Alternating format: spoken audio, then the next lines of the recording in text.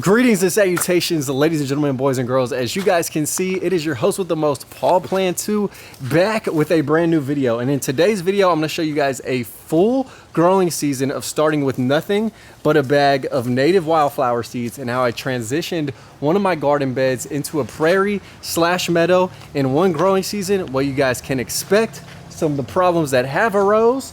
But without further ado, man, before we roll back the hands of time and start this video in April, always remember that Earth is my planet. Earth is my planet. Now, the first bed I'm going to attack is right behind me. As you guys can see, it gets a ton of morning sun. It is restricted and will look formal with the bricks I laid down upon it.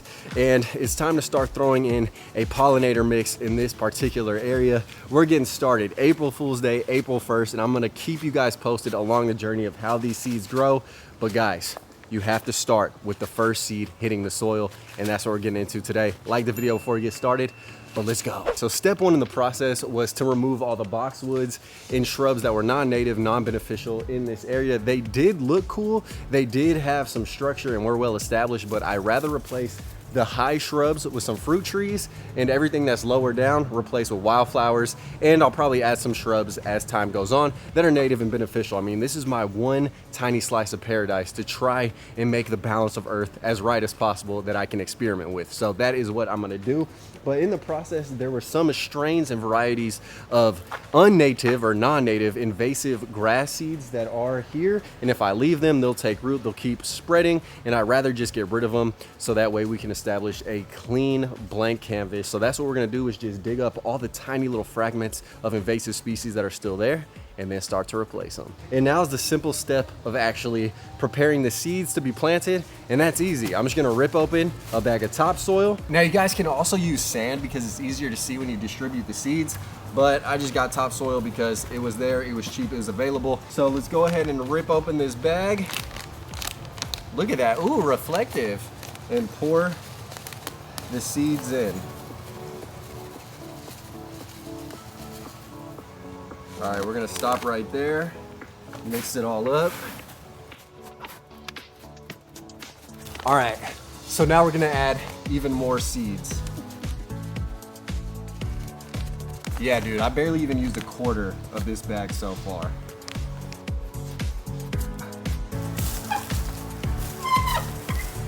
All right, guys, now it's time to distribute the seeds, and I'm literally just gonna sprinkle them everywhere. And where I see the soil, I know that place is covered. Now this step is obviously super simple. You just get your full sprinkle on, go Salt Bae with some seeds, and try and make sure there's an equal distribution all throughout your blank canvas of soil.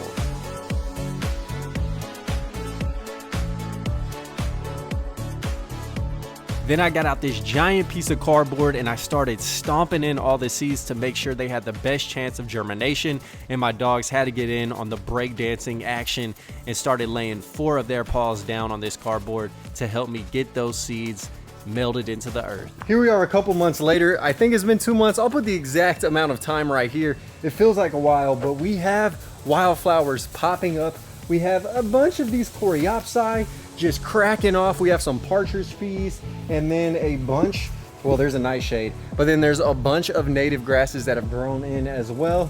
Luckily, no St. Augustine, no Bermuda. I'm keeping an eye on it, but basically I'm letting all the ground covers take over that possibly can in this area, because I'm gonna keep throwing more and more seeds as time goes on.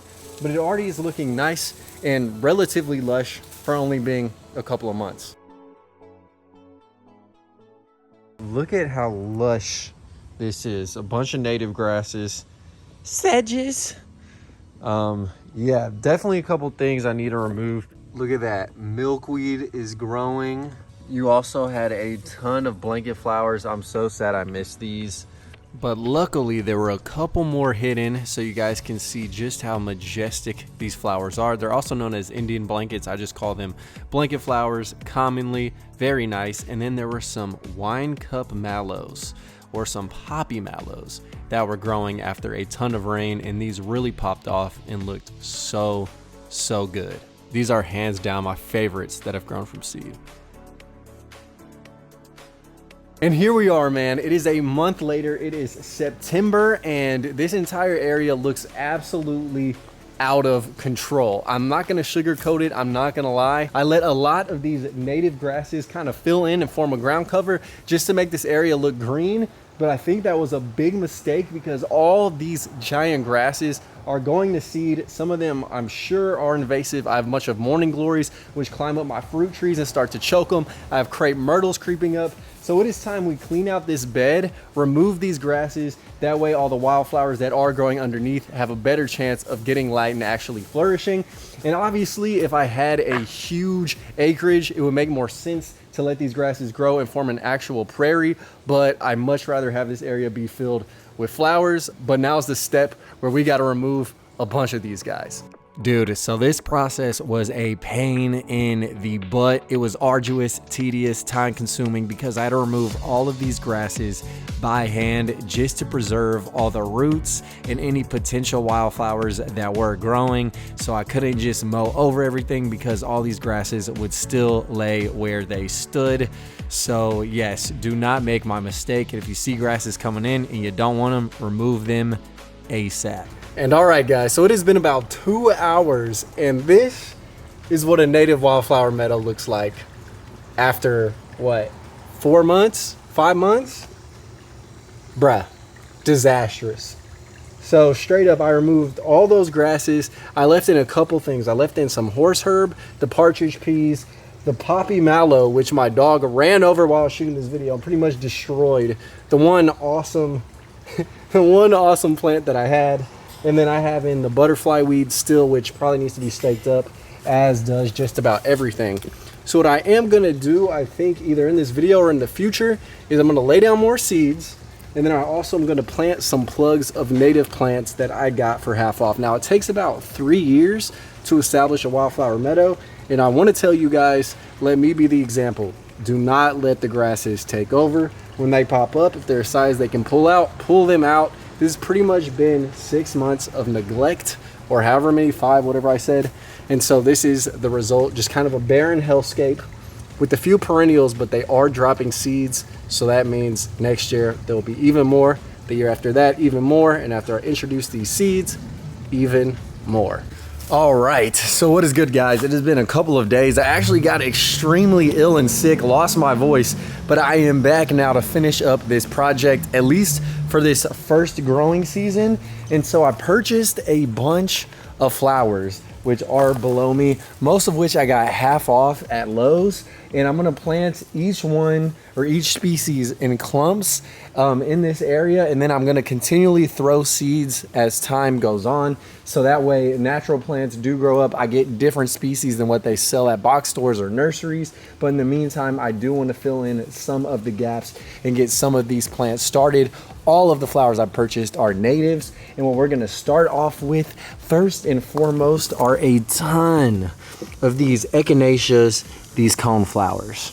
Okay, so these coneflowers are native to the US. They grow in zones 4 all the way through 9. These are a Monrovia cultivar that come in a nice orange variety, so I thought they were pretty cool. All I had to really do was tease out the roots of these guys just to make sure they crept throughout the soil and really did emerge successfully. Now, what I love about these flowers is they attract bees, which is super cool, and the seeds a ton of native birds do munch on. So I'm really excited to see these guys grow. They do go dormant in the wintertime, so don't think they're dead. They will reemerge in the spring, and they look so clean. Okay, guys, so we have the echinaceas in the ground, and now the next plant we're throwing in, I have used on the channel numerous times. This is a Texas rock rose, and this does attract the native bee species. That's why I really like it. It's a little bit scraggly, but it has hibiscus-like flowers that are pink, and this thing does bloom profusely all throughout all seasons, and that's why this guy is definitely going in the ground.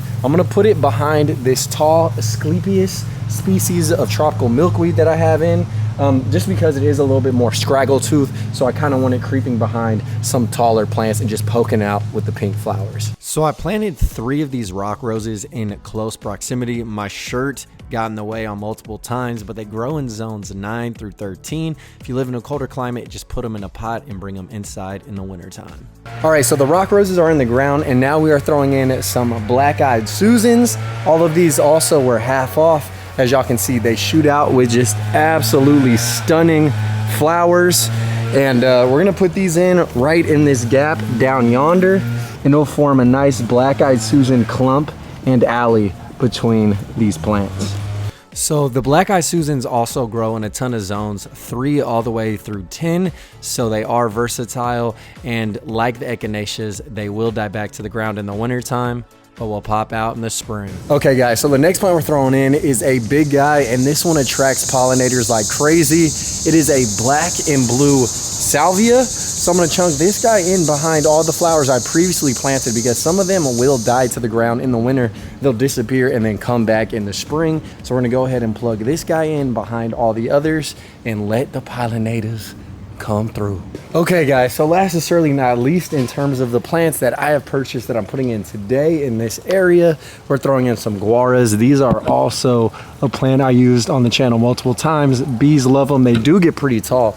They kind of grow like their habit is almost like rosemary, like a very big rosemary. So I'm gonna go ahead and put a bunch of these guys in behind everything, so it forms a nice tall wall of guara. Then last and not least, as a little medicinal for around the residence, I threw in this aloe next to a pineapple I have growing from when I got at the grocery store. Pretty cool. And there we have it, ladies and germs. This area is completely planted out. Hopefully you guys did enjoy this video and saw the progress of my garden bed from the inception to when it was covered in grass to now when it's kind of barren again with some plugs. It has been an arduous 5-month journey, but nevertheless, man, this is only the beginning. Just stay tuned, because I'm gonna track this area over the years. I'm gonna collect some wildflower seeds, stake up some of these wildflowers, and keep planting stuff and see what this garden looks like throughout all the seasons, because some of the stuff I planted today is gonna die to the ground in the winter. It will come back in the spring.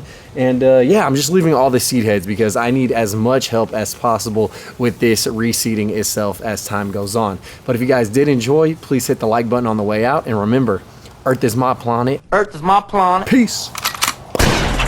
Killing these songs, leaving a bloody life by rooster.